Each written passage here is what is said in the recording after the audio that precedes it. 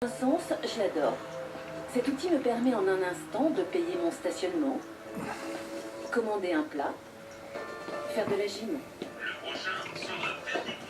Il abolit le temps et l'espace. Et je ne suis pas un cas d'espèce. Votre téléphone, vous l'aimez ou vous le détestez? Je l'aime. Elle est très utile et il nous tient compagnie. Je crois qu'il reste trop loin. Ni signal, ni sonné, ni vibré, 70% des Français consultent leur téléphone portable au moins toutes les 5 minutes. Les jeunes, entre 16 et 24 ans, pianotent en moyenne 23 heures par semaine. Vous l'éteignez parfois? Quand il bug, maintenant non. Moi, j'ai comme un sentiment de dépendance. J'arrive pas à contrôler, si vous voulez. Je dois bien le reconnaître. Mon smartphone n'est pas pour rien dans mon sentiment de trop-plein. Il s'agit même d'un des principaux responsables. C'est devenu mon meilleur ennemi. Cet appareil vous distille un petit poison, il va vous rendre totalement prisonnier de lui-même. Donc la personne va être en permanence en dialogue avant tout avec son smartphone. Combien sommes-nous connectés à nos téléphones et déconnectés de nous-mêmes et de ceux qui nous entourent? Au point d'oublier de regarder en traversant, de perdre de vue qu'on est à table avec quelqu'un.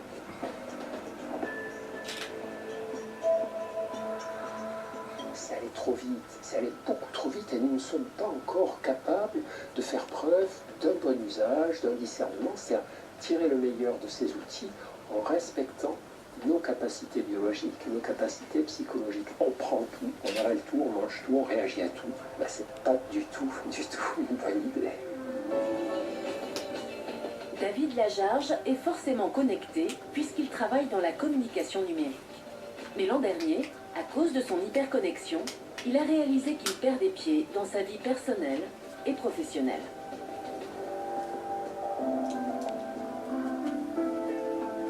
Dans ce parc, comme à tout moment de la journée, il ne quittait pas des yeux son téléphone.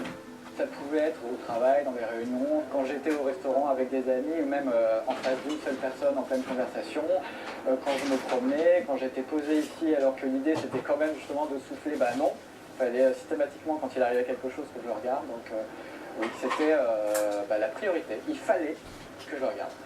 C'est le paradoxe en fait, on a cette illusion, parce qu'on est super connecté, on est du coup tout le temps là et on est le pro de la communication parce qu'on est tout le temps présent avec les gens, alors qu'en fait non, parce qu'on n'est pas finalement là, et on n'est pas finalement là aussi pour soi-même.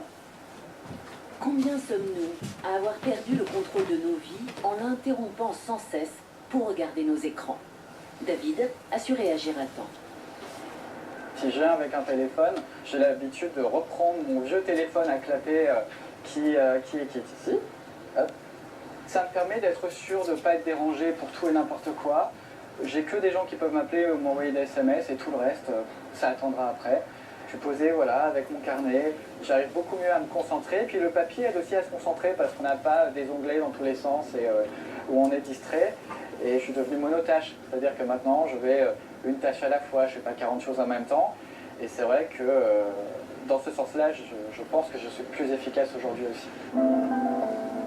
David a découvert qu'il ne pouvait pas être multitâche. Le multitâche, dit-on, est une aptitude des femmes. Mais comment donc sont façonnés les cerveaux féminins pour parvenir à faire deux choses à la fois? Étienne Quéclin, chercheur en neurosciences, dissèque ce qui se passe dans nos cerveaux quand on tente de faire plusieurs choses en même temps. Les femmes ne sont pas plus multitâches que les hommes, c'est clair. En fait, ni les hommes ni les femmes sont multitâches, en quelque sorte. C'est ce qu'on observe dans nos expériences, hein. Le multitâche est une illusion. Et paf, un uppercut dans les idées reçues. Aucun cerveau, pas plus chez les femmes que chez les hommes, ne peut porter son attention sur deux choses à la fois. Et nos enfants et adolescents n'en sont pas plus capables. On peut tout à fait marcher et parler avec quelqu'un en même temps, ça pose pas de problème parce que la marche, par exemple, est une activité qui ne demande pas d'attention, une activité réflexe, si vous voulez. Mais dès qu'une activité demande un minimum d'attention, comme par exemple écouter quelqu'un et comprendre ce qu'il dit, écrire un SMS, et ben, la manière dont notre cerveau est conçu nous empêche de porter notre attention sur deux tâches à la fois. C'est une capacité que notre cerveau humain n'a pas. Donc si on est dans une situation où on va essayer de faire ça, ce que va faire notre cerveau, c'est qu'il va porter l'attention successivement d'une tâche à l'autre. Ça peut être assez rapide. Donc on a cette illusion qu'on fait plusieurs choses à la fois, mais en fait le cerveau ne traite pas les deux tâches simultanément. Il bascule de l'une à l'autre. Je ne peux donc pas comprendre une conversation pendant que je lis un SMS. C'est l'un ou l'autre. Nos va-et-vient incessants d'une tâche à l'autre ne sont pas sans conséquences. La première conséquence, c'est qu'il y a évidemment un temps de bascule d'une tâche à l'autre, qui est perdu pour les deux tâches. C'est une fraction de seconde. Mais lorsque on est sur deux tâches à la fois, le cerveau fait ça tout le temps, et donc ça se cumule petit à petit. Ensuite, ça se traduit par une perte de performance dans l'exécution de chacune des tâches. La troisième conséquence, c'est que ça mobilise beaucoup de ressources dans les régions les plus antérieures du cerveau qui sont très consommatrices d'énergie, et donc ça va se traduire par une grande fatigue mentale, voire à plus long terme d'un stress ou une augmentation de l'anxiété, etc. Si à l'instant vous avez jeté un coup d'œil à votre téléphone qui bipait, vous avez forcément raté quelques mots. Alors Étienne Quéclin vous le répète. Le multitâche est une illusion.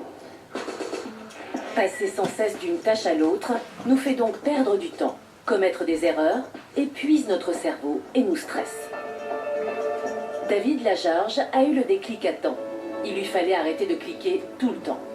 Malgré son travail, où les écrans sont incontournables, il a réussi à mettre en place toute une série de garde-fous. La première chose que j'ai faite finalement, elle paraît toute simple, mais elle est redoutable, c'est que j'ai acheté un réveil. J'en avais pas. Je me réveillais comme la plupart des gens avec mon smartphone. Et finalement, le fait d'avoir un réveil, ça fait que le matin, je ne suis pas tout de suite sur mon téléphone, comme un hyper connecté. Voilà, ça c'est la première chose. David a aussi fait une vraie purge dans ses écrans. Il s'est défait de ses tablettes, de ses consoles de jeux, et il a revu l'utilisation de son ordinateur et de son téléphone. Je le fais petit à petit, je teste ce qui peut fonctionner aussi avec moi, parce que j'ai une manière de fonctionner, j'ai une manière de vivre, d'être. Il ne faut pas non plus que ce soit une contrainte. Moi j'ai envie juste de retrouver un équilibre dans mes usages, j'ai pas non plus envie de finir dans un monastère. Donc pour les mails, la première chose que je me suis forcé à faire, c'est de ne plus les consulter à chaque fois qu'il y en a un qui tombe. Sur son téléphone, David a réduit de moitié le nombre de ses applications. Il lui en reste quand même une quarantaine, ce qui le situe dans la moyenne des Français. Mais elle le sollicite beaucoup moins. Je me suis dit, je vais garder les notifications qui sont humaines, dans le sens où ce sont des SMS, des appels manqués, de la messagerie quelconque. Par contre, tout ce qui est automatisé, les jeux, les applis, les outils, les choses comme ça, je les ai enlevés.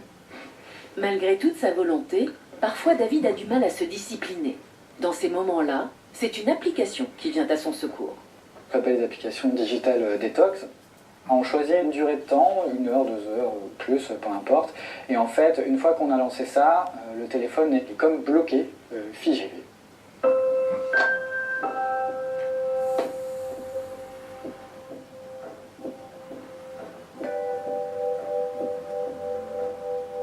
J'ai gagné du temps, c'est tout bête, mais le temps qu'on perd à papillonner un peu dans tous les sens, on gagne du temps, et avec ce temps, ça m'a permis de regagner tout ce que j'avais perdu, c'est-à-dire passer du temps avec mes amis, passer du temps avec ma famille, même avec mes collègues, tout bêtement, puis aussi avec moi-même. Bout à bout, j'ai l'impression d'être plus heureux, de vivre, tout simplement. Accorder plus de temps à ma propre vie, c'est motivant. Mais vais-je parvenir à garder mon smartphone à distance alors qu'il sait si bien user de subterfuges? La preuve, il me propose de méditer. La méditation a séduit des millions de Français. Pour méditer, ils sont 400 000 à avoir téléchargé cette application. Je suis face à un paradoxe. Mon téléphone va-t-il me voler mon temps ou m'être utile en me permettant de ralentir? Comme les 8 premières séances sont gratuites, je me lance. Je suis ravie de vous accueillir. Après quelques clics, je peux poser mon téléphone et me laisser guider par la voix comme n'importe quel support audio. Quelques conseils avant de commencer. Quand méditer? Maintenant, si vous avez le temps. La présentation est ludique, la voix caressante. Moi qui avais l'image d'une activité austère, je me dis que les experts en marketing connaissent bien leur métier. Quelle réflexion vous inspire cette histoire? Avant de m'engager plus avant, Je préfère m'assurer que je ne risque pas, encore une fois, d'être piégée par de multiples sollicitations sur mon téléphone. Pour ça, je rencontre Benjamin Blasco, l'un des fondateurs de l'application.